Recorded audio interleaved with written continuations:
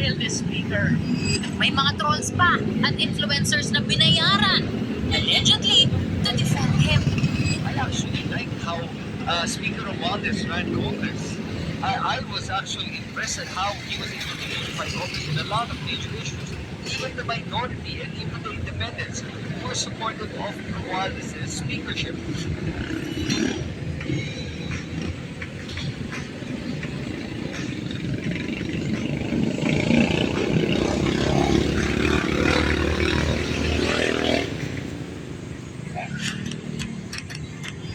Ang kinaakusahan nila dito, si Boss Martin, sabi, tinago daw. Pero asan ang patunay na tinago talaga? Diba ang sinabi ni Mike Defensor, nung isang buwan o 2 buwan ago, nasa Marines daw. Ngayon, balik na naman kay Romualdez, diba? Mo makasuhan.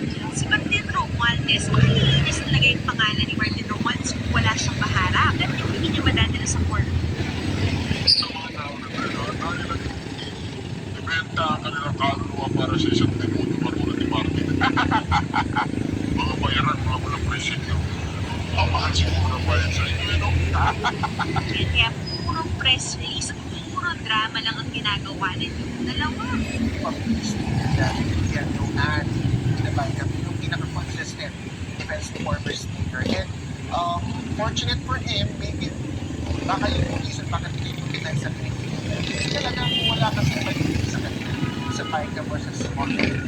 He was not silent, hindi lang siya humarap himself. And to me, that says he is a coward. Huwag siyang humarap sa ating lahat para sagutin ang mga katanungan. I didn't try. I did not face you. I faced it head on with a proper child. Because I know there is no evidence that I did not for any criminal offense that the ombudsman may be contemplating against me. He distanced himself from the issue para makalimutan natin ang alleged ang 1 bilyon. Nako! Kung sa oras, ang 1 milyong segundo ay nalipas, 11 at kalahati. Yung video po na ito ay credit po sa PGMM at kung ito po nakakapulong para sa aayos po ng ating bayan at may po na itong nagawa. Ito po, panurin po natin. Ting araw, ang 1 bilyong segundo katumbas ng 31 years and 8 months. Now, this is 1,000 pesos. Kapag ibigay mo ito sa isang mahirap na pamilya, ito ay magiging pagkain para sa 2 hanggang 3 araw. Das, itlog, konting ulam, madaming sabaw. Kung merong may sakit sa pamilya, bahala na dahil hindi nakakayanin. Pera sa pamasahe, papunta sa klinik o ospital. Mas lalong hindi nakakasya ang pambili ng gamot. Sa mahal ng bilihin ngayon, ang 1,000 piso sa isang ikot, ubos agad. This is 10,000 pesos. Kung kumikita ka nito buwanan, mabubuhay ka. Pero survival mode. Renta, groceries, kuryente, tubig, pamasahe, kakayanin kung titipirin ng gusto. Pero bawal magkaroon ng emergency. Bawal maaksidente o magkasakit. Bawal mabahaan o mabutas ang bubong. Kahit bigla ang project o gastos sa school, bawal. Walang seguridad dahil konting dagdag gastos lang, simot. Walang savings, kaya kung biglang mawala ng trabaho, back to zero. This is 100,000 pesos. Kung bigla kang magkaroon nito, makapagbibigay ng konting ginhawa o seguridad.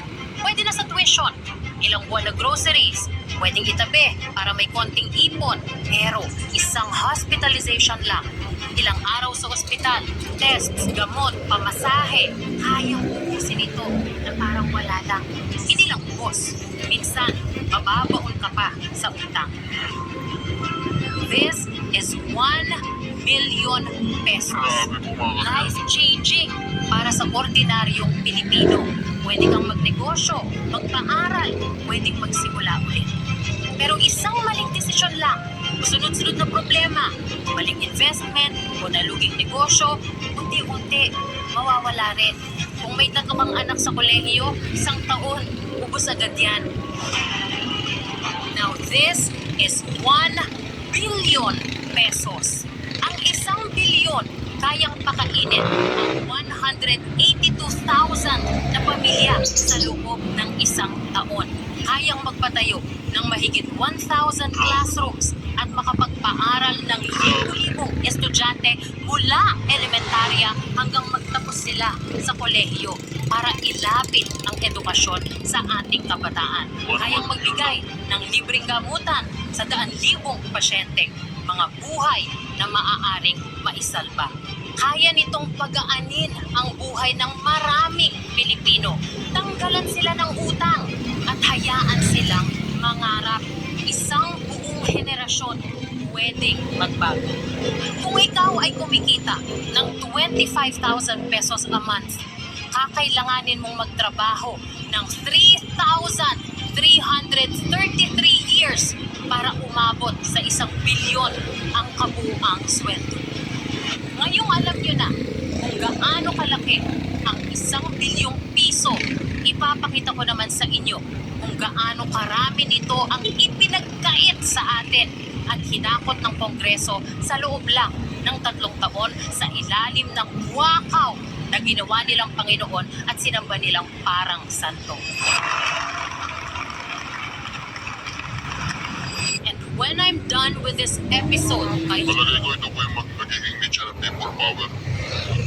Palagay ko ito pong video na ito ang magiging niche ng people power dahil sa video na ito, maintindihan natin kung gaano karami yung bilyon, yung pera na ninakaw sa atin.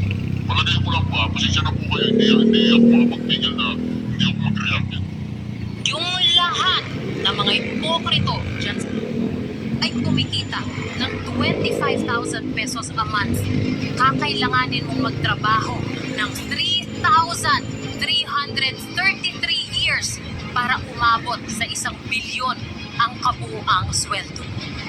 Ngayong alam nyo na kung gaano kalaki ang 1 bilyong piso, ipapakita ko naman sa inyo kung gaano karami nito ang ipinagkait sa atin at hinakot ng Kongreso sa loob lang ng 3 taon sa ilalim ng wakaw na ginawa nilang Panginoon at sinamba nilang parang santo. And when I'm done with this episode, kayong lahat na mga ipokrito dyan sa Kongreso, mga walang bayag, palaga ng mali, at tumulong pagtakpan ang mga kalokohan dyan dahil nakinabang kayo. Kayong lahat na mga tunay na traidor sa Pilipino na nagbigay ng boses sa duwag humarap sa mga taong ginawa niya ng kamalian. All of you will owe all of us, the Filipino people, an apology because I'm coming for your God. This time to pick apart and take.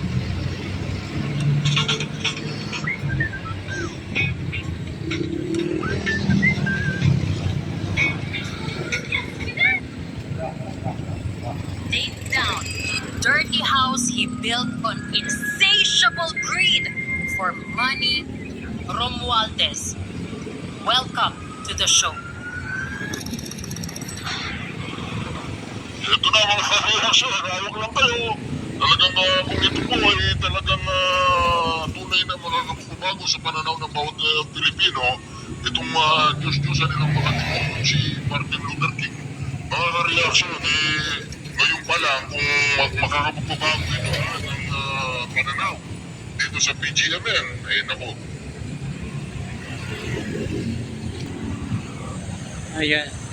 Ayan po, nag-ano lang po tayo ng reaction video kay Reaction TV PH po. Subscribe po tayo sa kanya. Nanghiram lang po tayo ng video sa kanya po para ma-reaction din natin ang kanyang pinalabas na video. Grabe no? Napanood ba ninyo po mga subscriber? Ang tunay na mangyayari sa atin kung patuloy pa rin sila na magnanakaw sa kaba ng bayan. Dapat po sugpuin na itigil na po yan. Dapat talaga mananagot sila sa mga pinagagawa nila po sa atin, sa bayan natin sa Pilipinas. Mananagot sila dahil ginawa po nila yan na ayaw po nila na ang kanilang namumuno na aatakihin natin at gagawa natin ng reaction video. Kasi po magkakasabwat kasi yan sila, di ba?